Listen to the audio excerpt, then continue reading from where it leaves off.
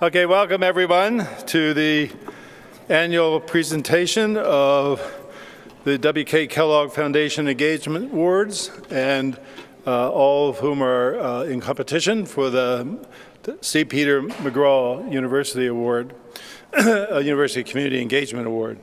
We are going to now start with the video presentations of the 4 regional finalists.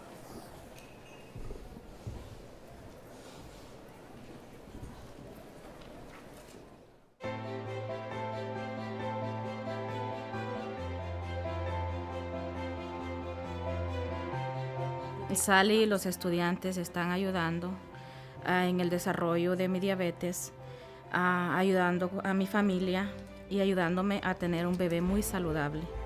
The hands-on experience of working with the patient really kind of lets you take what you learn in the classroom and apply it to each patient. The partnership is wonderful because students get to meet the needs of real patients like Guadalupe and see what it's like to be a pharmacist and make an impact on the community. We have really improved our outcomes with our diabetic patients, and also for patients like Guadalupe, really improved access for care. Crossover allows our faculty to improve medication outcomes through fostering a culture of community care. And Dominion Place is really a unique model where our faculty, along with other healthcare practitioners, go to the apartment complex where low-income seniors live and provide interprofessional care. Casey and the team saw that I was having a jerk reaction, got me to the emergency room on time. To me, they saved my life. Working with patients like Helen has really inspired me to pursue research in health disparities. What we try to do is pair pharmacy students with nursing, medicine, and social work right here where the residents live to improve medication management and decrease visits to the ER. It's a true partnership. Residents are able to take better care of themselves, and residents are able to help the students learn taking care of the elderly and disabled. This, to me, is just a great example of exactly how to engage students in opportunities to take what they learn and immediately move it to the aid of people who need their help, and immediately watch it benefit someone else.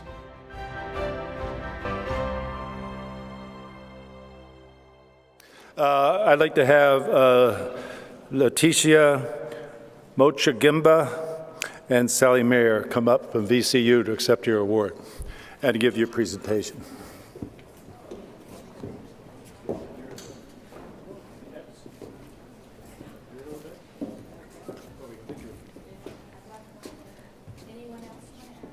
No.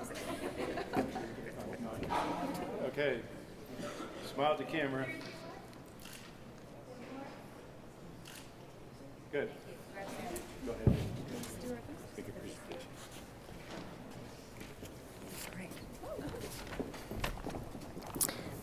Good morning.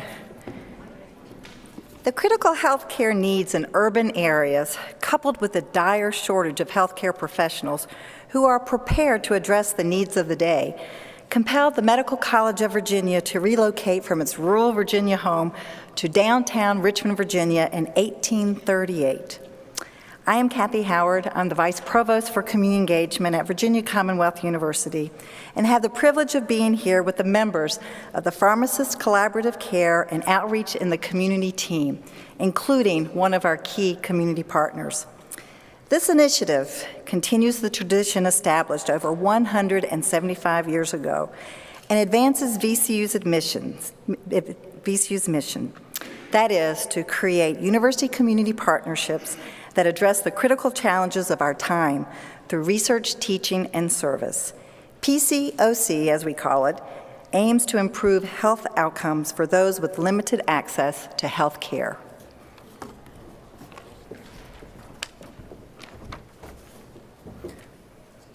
Hi, good morning. I am Julie Bilodeau, and I'm the Executive Director of Crossover Healthcare Ministry. Crossover is a free clinic, and we provide healthcare services to low-income, uninsured residents in the Richmond area. Last year, we served over 7,000 residents. Crossover services are in great demand primarily because of the incredibly stringent Medicaid eligibility requirements in Virginia. Every day, 30 to 40 people contact Crossover asking to receive services, and we have the capacity to only screen in about 10% of those patients. So our relationship with VCU allows us to increase access to care. The Schools of Medicine and School of Pharmacy work together on Monday and Tuesday evenings to run our clinics. And this allows our patients who are unable to take off work during the day or they're unable to afford child care to come in and receive critical healthcare services. Also, VCU partnered with Crossover to develop our community pharmacy, which last fiscal year provided over $7.5 million worth of medications to Crossover patients in the Richmond area.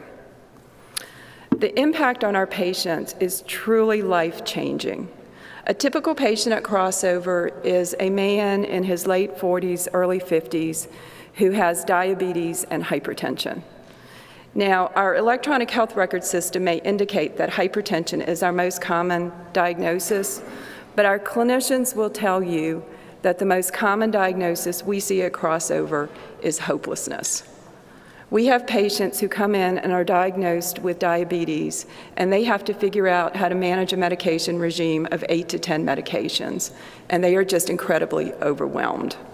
So our pharmacists meet with our students, they go through each medication, they talk about the barriers to compliance, and they help them overcome these barriers. I have personally seen patients come out after meeting with our PharmDs. They're smiling, and they look at me and they can say, you know, I think I can do this. And I have seen them take the journey from hopelessness to hope, and that's amazing and that is priceless. I'd also like to talk about the relationship with the students. VCU allows Crossover to fulfill our mission of providing access to students and really training the next generation of healthcare leaders to work with the poor. And we see this transform the students that come to Crossover. And a great example of this is our medical director, Dr. Mike Murchie. Dr. Murchie was first introduced to Crossover when he was a medical student at VCU. He did a rotation at Crossover. And today he's our full-time medical director caring for the poor full-time. Thank you.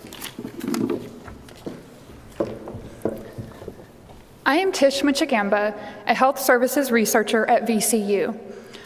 Working closely with PCOC partners, our students and faculty are able to conduct authentic research that benefits from community input. PCOC came full circle for me when our community partners began having a key role in developing research questions and designing interventions.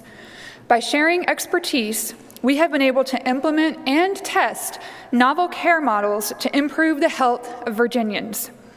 Co-learning occurs whereby we work together to ensure interventions are tailored for our community. The community history and culture simply cannot be captured in a book or lecture on campus. Faculty and students have gone beyond the classroom to gain hands-on experience in the field and learned the value of working with our community to conduct quality research. I'm Casey Abwanda, lead faculty member at Dominion Place. As you can see, our community partnerships are much more than an agreement between two parties. Our faculty and students have learned to see themselves in the patients they serve. Ms. Jones, featured in the video, is the primary reason I go to work each and every day. In her, I see my mother, my friend, and my neighbor. Our relationship has been built over many years rather than days, and during this time we've earned her respect, her trust, and developed a common understanding. Most importantly, we've cultivated a genuine relationship. For all the things that we've been able to provide for her, she has taught us so much more. Her perspectives on life and positive attitude has motivated students and faculty to always strive for the impossible. These types of partnerships withstand the test of time because they are not rooted in obligation or financial reciprocity. Instead, they are bound by students and faculty learning to understand the person and not the patient. Thank you.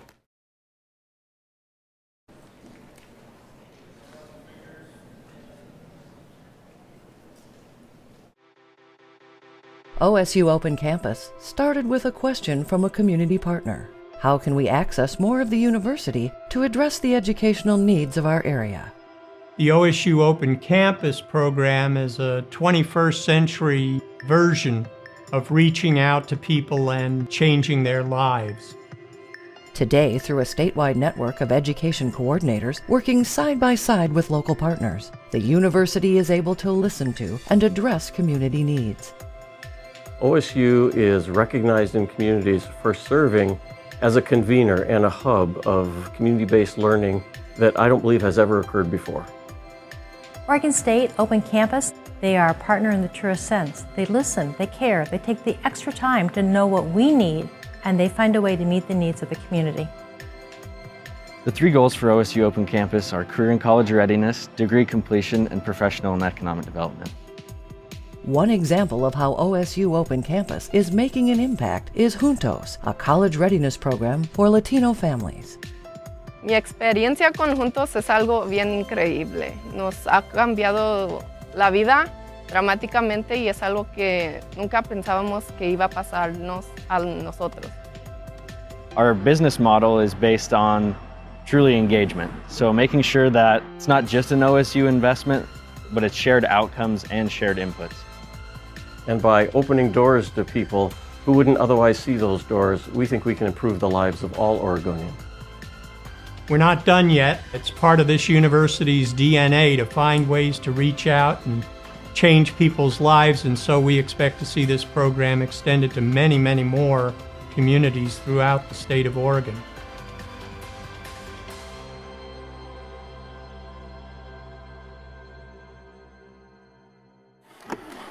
Jeff Sherman, Oregon State University, will you please come up? The West Region winner.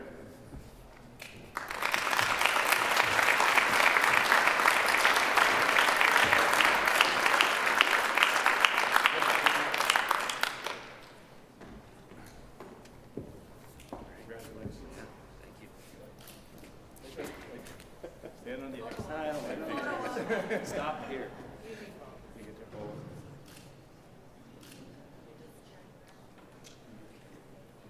Okay, sounds good. Thanks. Those are really cool awards, by the way. What does it mean to be a truly engaged university in the 21st century? Good morning. My name is Jeff Sherman, Program Leader for Oregon State University's Open Campus. A group of partners has also joined us here today. President Connie Green from Tillamook Bay Community College is one of those partners. Connie is truly a leader in higher education and has helped guide the advancement of change. Paul Navarra is a local high school vice principal who has partnered with Open Campus to increase high school graduation rates, promote a college-going culture specifically in the Latino population. Thank you both. What is Open Campus and how does it work? As you're about to see in the video, Oregon State serves as a convener in a new way of engaging communities. We identify needs and provide funds and people from our main campus and around the state. These are resources which are matched by local communities. We have systematically placed 9 education coordinators in 7 sites. These coordinators are Oregon State faculty who provide leadership by intentionally working along the pipeline of education. This includes pre-K through 20, the Extension Service, and our professional and continuing education efforts. One example is in Jefferson County. We identified a need for skilled welders in Central Oregon to keep 2 businesses local. A partnership was formed with the University Community College and local investments to offer a year of night classes in welding with no out-of-pocket cost to the trainees. Out of 12 participants, 4 were immediately offered higher paying careers, 4 decided to continue on with their GED, and 4 continued on in higher education. This unique reciprocal model has led to more communities asking to become partners. In Oregon, we have a mandate from the Oregon legislature to have a 100% high school graduation rate by the year 2025. This mandate, known as 40-40-20, also states that 40% will move on to receive a certificate, certifications, or associate's degree. Another 40% will move on to receive their bachelor's degree and above. Now, to provide some perspective, Oregon is currently second to last in the nation with high school graduation rates at only 68%. As Oregon's land-grant institution, we believe we have a responsibility to be part of that solution. The only way to achieve this ambitious vision is for all of Oregon to work together. And by all, we are not talking about just education partners, but businesses, economic development, NGOs, and others willing to join us at the table. At Oregon State, we assist by being the conveners in communities, and it's working. It's working because we can adapt. Each community has unique needs, which is why the first question we ask is, how can we help? The coordinator's role based on that question makes them community entrepreneurs and excellent listeners. We reject the idea that we are the university and we are here with all the answers. Our 3 goals in Open Campus focus on partnering with local communities and are leading to impact. Our first goal is career and college readiness. Out of our first cohort of Juntos students, 100% graduated high school, and 100% are now enrolled in fall-term classes right now as we speak. Our second goal is degree completion, like in our Southern Oregon community of Klamath Falls, where students are able to complete their 4-year degree, never step foot on the Corvallis campus, and save $50,000. The third goal is professional and economic development. And while we know local economies are positively impacted by a well-educated workforce, how else can we help? Through our small business startup series for food entrepreneurs dubbed Recipe to Market, we have launched over 10 new food startups across the state and continue to offer the series on a regular basis, both face-to-face and online. Focusing on these goals has led to innovative programs and positive impacts. But an important and measurable outcome is that the universities and the communities are engaging and changing because of Open Campus. Most people are quick to agree that universities do not change fast. However, Oregon State University has gained momentum in the commitment to engagement. Our on-campus faculty, 14 of whom are here today, are thinking about their work in new ways. What we are doing in Open Campus is not about a single subject, issue, or community. This is a systematic approach to inspiring shared change in the way our university provides greater access and engages multiple community partners on multiple issues more successfully than we have seen to this point. Thank you.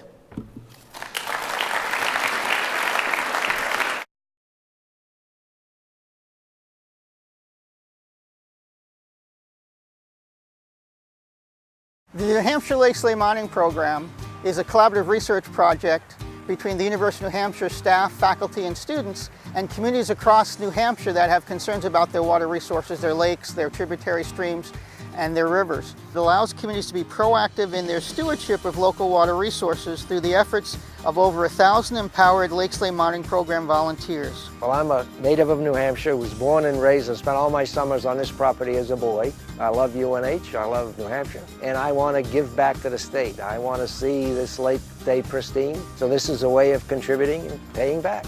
They're essentially providing quality assured data that all of our researchers can use to really understand not just what's going on their lake, but essentially lakes in New Hampshire and how they react to all the different types of disturbances. They really take it seriously, they do great work. They know we could never understand as much as we understand about New Hampshire lakes without the work that they're doing. Our faculty members and staff members, both within our academic departments and within Cooperative Extension, are able to do their scientific work. And I know that many of our students, undergraduate and graduate, have gotten involved in this program. And it's a way that Lake Slate monitoring not only gives back to the state, but provides opportunities for other core elements of the university's mission. Programs like the Winnipesaukee Floating Classroom have given youth without access the opportunity to get out on the lake and learn all about how to protect it and how important that is for their community. So for a small class project on Lake Chicora back in the late 70s, the Lake Slate program has grown to train over 1,100 citizen scientists throughout New Hampshire that have been keeping tabs on New Hampshire lakes for over 35 years.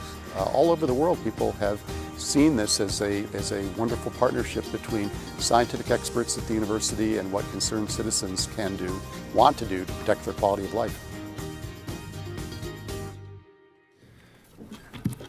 The winner of the Northeast region is the University of New Hampshire, Jeff Schloss and Patricia Tarpe.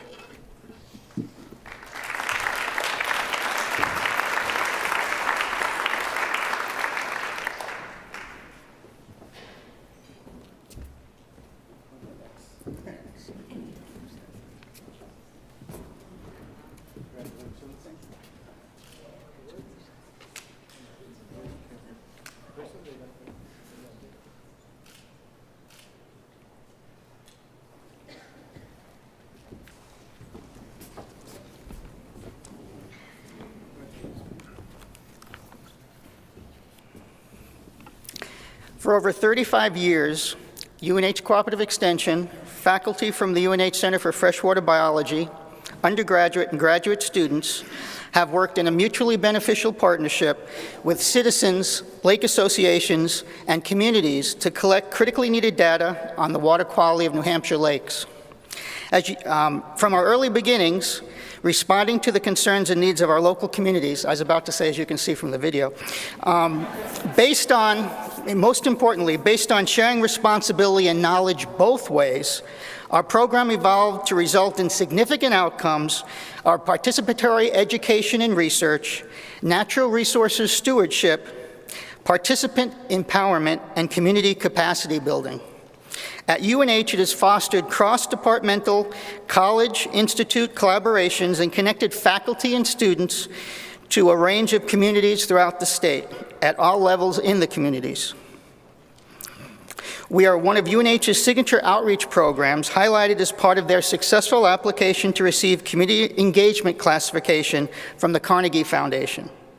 The LLMP provides experiential learning for UNH students addressing local concerns and working directly with volunteer monitors. Since its establishment, the program has been integrated with a number of classes across departments and colleges through guest lectures, on-water demonstrations with the community volunteers, and through laboratory services and equipment loans to faculty and students. We have proven that involving external stakeholders in all aspects of our research, and that's applied research, creates a rapid responsiveness to community needs, a synergy of scientific synthesis and scholarship, and an efficiency to our outreach efforts resulting in local action, oftentimes with proactive outcomes. Our participants gain confidence and communicate directly with their neighbors, their associations, and their local decision makers. Our cooperative efforts have benefited local economies, regional and state agencies, and helped secure substantial funding for both the university and our partners. At the same time, we have maintained biodiversity and protected critical source water supplies. We have met the challenges of long-term financial stability and proving the credibility of volunteer-collected data. We have received numerous local, state, and national awards and served as a model program both nationally and internationally. Our program really serves as a primer or catalyst for civic engagement and capacity building in communities. Many of our community partners apply their trained experience and expand into innovative efforts like developing water-friendly landscaping projects on the shorelines for youth at risk and low-income students, like floating classrooms, like ecotourism efforts. At this point, I'd like to introduce one of our community partners from the Lake Winnipesaukee Association, Patricia Tarpey.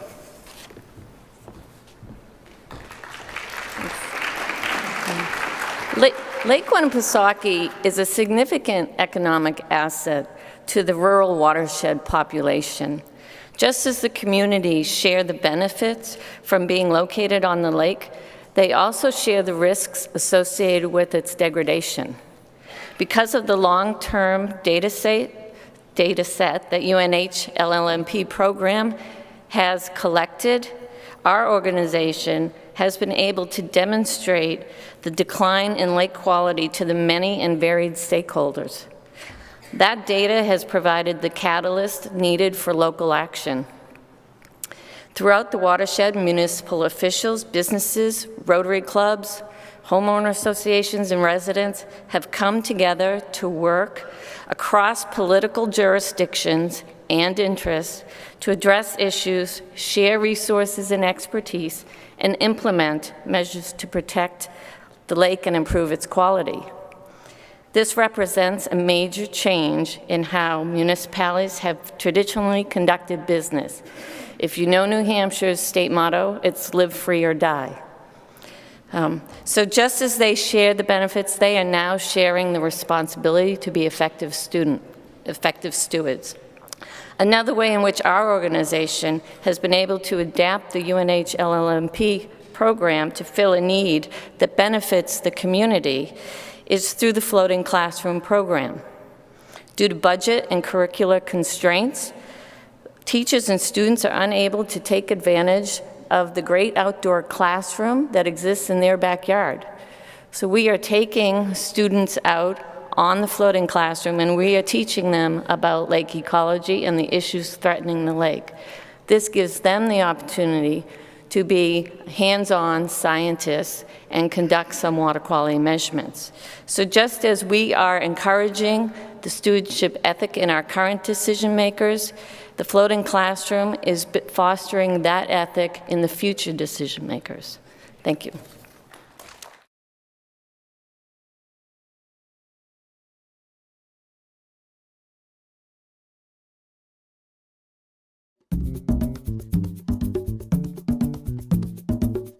For more than a decade, the Purdue-Kenya program, or PKP, has been engaged with local community partners in the mission to build sustainable access to high-quality care for the people of Western Kenya. PKP has tackled many barriers: the pharmacy workforce shortage, poor access to quality medications, and the high disease burden of HIV. PKP values bilateral collaboration at all levels. Students, providers, and faculty from Kenya and America work together on patient care, research, and teaching initiatives. Our program is unique because we bring together a team from Kenya and America that is unified in their pursuit of a singular goal. And that goal is to break down the barriers that underserved populations face on a daily basis. Whether it's a patient dying in a hospital bed of a preventable death, or a patient in the outpatient setting trying to access insulin at an affordable price, there is no challenge too big or too small for our team. Programs have been developed by identifying patient needs. We have served over 200 learners, including students, residents, and pharmacists, and established the first ever global health pharmacy residency. This program allows me to use information I learned in school and gain new knowledge about disease states less common in the U.S. We work as a team, and that improves patient care, and that's what this program is about. We began by supplying life-saving HIV medications to over 50,000 people and expanded to provide pharmacy care to 300,000 patients with chronic diseases. Of all the great engagement work Boilermakers do across Indiana and worldwide, there's nothing we're more proud of than the Purdue-Kenya program. This engagement partnership, anchored by the service of students, community partners, and faculty, has linked Kenyan communities with the U.S. and the world through the passion and leadership of the Purdue-Kenya program. The North Central Region awardee is Purdue University, and we have Ellen Shellhouse, Monica Miller, and William Ogalo.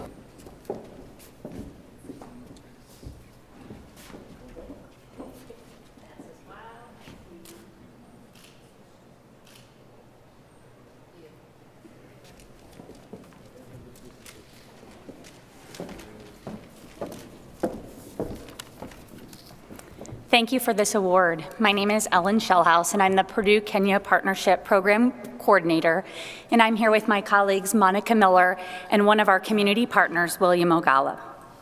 When the Purdue-Kenya Partnership began, there was one pharmacist to collaborate with, no infrastructure to provide clinical pharmacy services, and no site for clinical experiential training in Kenya. It was not uncommon to see long lines in the pharmacy. When patients would finally arrive at the counter, the medications were not available that they needed.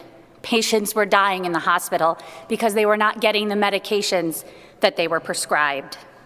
Over the past 10 years, since Purdue was invited to be the sole pharmacy program partner in the AMPATH Consortium, we've established programs to resolve the issues I just described. We've done this through shared decision-making and the empowerment of our Kenyan community partners. Probably the best way to describe and share with you the successes of the Purdue-Kenya partnership are to share the impacts of the program. The impact on the university starts with the students. We train students in transferable skills like critical thinking and communication. We train students to be leaders and global citizens. We've trained more than 200 Purdue pharmacy students within this program. One of the things that makes this program unique is the bilateral partnership. Every Purdue student is partnered with a Kenyan trainee. We've had 3 faculty, 1 tenure-track faculty promoted on the basis of scholarship of engagement from this program. Faculty have shared the successes of the Purdue-Kenya program in more than 20 peer-reviewed publications and over 80 platform presentations and poster presentations. Our pharmacy team has been independently responsible for generating over $50 million in grant and product support for the program. The Purdue-Kenya Partnership is the flagship global engagement partnership for the Purdue University. Our other departments and colleges have built on this program and have established programs of their own, such as agricultural development and clean water initiatives in Kenya. And now, Purdue University is looking to expand this pharmacy engagement model in areas like India and Tanzania. Thank you. So one of the major impacts and strengths of our program is the fact that we have a mentorship and training program that is very strong for the community partners. From just beginning with one pharmacist in my setting, through mentorship, we now have a team of about 20 clinical pharmacists, each of which is an affiliate faculty member of Purdue University. Thanks to this mentorship, those people who are the pharmacists who work with us have received Fulbright scholarships and also are principal investigators in several grants that have been awarded by the World Health Organization as well as the Grand Challenges Canada. Through professional development, our engagement partners, the professional development of our engagement partners is a major goal of our program. We provide experiential learning opportunities for Kenyan pharmacy students as well as graduate professionals. And we have also developed the only global health residency program in the world that is based in a resource-limited setting. The residency program is now being used as a model by the government of Kenya's pharmacy board to see if they can replicate the same model in the Republic. As a graduate of this program, I think I can attest to the fact that this was one of the major cornerstones in my career development. As we conclude, I'd like you to reflect back with me on where we began, with one community partner and no clinical pharmacy infrastructure in Kenya. If you refer to your handout that was provided to you, on the back, I'd like to talk with you about where we are now. This bottom picture represents our program, and there's a team picture, and each of the spokes coming out of it represents a pharmacy program that's been developed in the past 10 years to impact the lives of people within Kenya. I'd like to reflect specifically on two of the programs. We have a diabetes care model that allows us to provide patient care to people within their rural villages, preventing them from traveling to urban settings to receive possibly inadequate care. We've also been able to be involved in our mother-baby hospital and have developed emergency medical kits that have provided or allowed us to decrease our delivery-associated mortality by over 35%. While the number of patients that we've been able to impact is not immediately quantifiable, we believe that the impact our team has had is reflected in the statement that every patient we touch is a life improved. Thank you.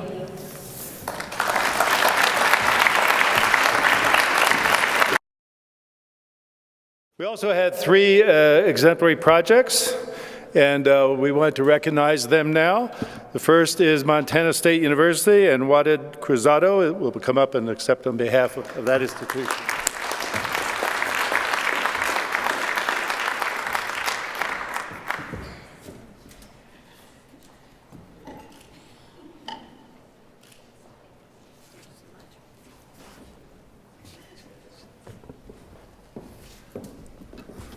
University of Missouri, Michael Ort will accept on behalf of that institution.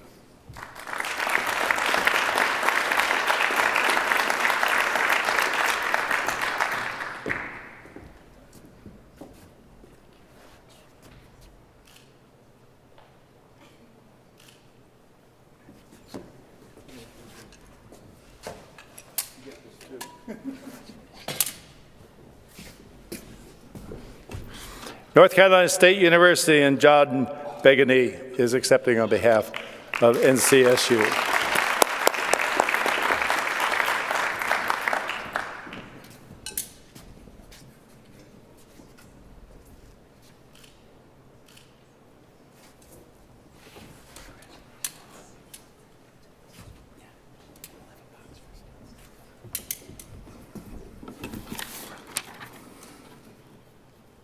Ask everybody to congratulate all the winners again. These were really extraordinary programs. For those of you who also had your institutions compete for this, we've gotten some nice feedback over the years from a variety of our applicants. And so Beth Velde and myself will put our heads together and draw on a variety of experiences from other folks and then some technical experience from folks at Michigan State University. And we're going to end from APLU. And we'll put together a training webinar and be able to broadcast those well in advance of the application timeline so that folks can get some better idea about the critical ways to begin to assemble their teams on campuses, to begin the process of putting their proposals together, and maybe have a better sense of what really the content of those proposals needs to be sure to include in order to be competitive in the award process. So if any of you have suggestions along that line, feel free to email myself or Beth Velde. I think you can get our emails from the web pages or some way. And that will be very helpful in that process. And we're going to try to get that all wrapped up within the next 4 months or so. So, right, Beth? Yeah. So thank you all for coming. Do enjoy your lunch. And we will try to have these videos shown this afternoon in various locations.